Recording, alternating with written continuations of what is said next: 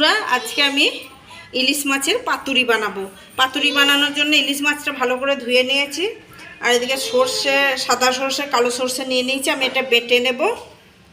সাদা সর্ষে, কালো সর্ষেটা নিয়ে নিলাম। নারকেল দিয়ে দেব, 2 চামচ টক দই দিয়ে দেবো। দিয়ে এটা আমি একসঙ্গে বেটে নেব। কাঁচা লঙ্কা দিয়ে দিলাম, দিয়ে এটা বেটে নেব। পাতুরির জন্য আমি এই কলা পাতাটা একটু ফোটানো গরম জলের মধ্যে ডুবিয়ে নিয়েছি, তাহলে কলা পাতাটা নরম হয়ে যাবে, ফেটে যাবে না। একটু মাছের মধ্যে এই বাটাটা আমি দিয়ে দেব। স্বাদ মতো নুন দিয়ে দেব, হলুদ দিয়ে দেব, সরষের তেল দিয়ে দেব। দিয়ে পরে এটা আমি ভালো করে মেখে নেব। গন্ধরাজ লেবুর রস দিয়ে দেব,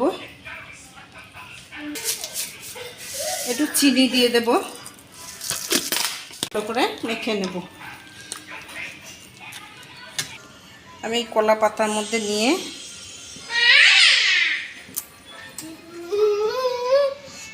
দিয়ে আমি এটা মুড়ে নেব। আমি এটাই সুতো দিয়ে মুড়ে দেবো। কড়াই তেল বসিয়ে দিয়েছি, দিয়ে আমি পাতুরিটা ভেজে নেব।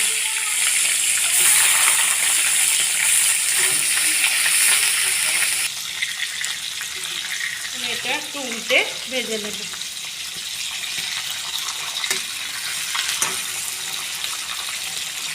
পাতুরিটা ভাজা হয়ে গেছে, আমি একবার তুলে নেব।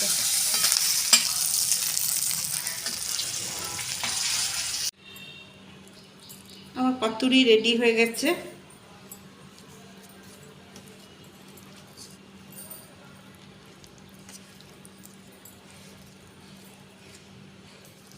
খুব সুন্দর টেস্টি একটা রেসিপি।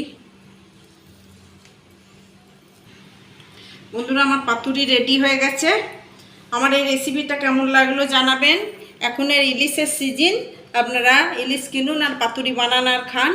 পাতুরিটা যদি ভালো লেগে থাকে লাইক, শেয়ার, কমেন্ট করবেন এবং সাবস্ক্রাইব করতে ভুলবেন না।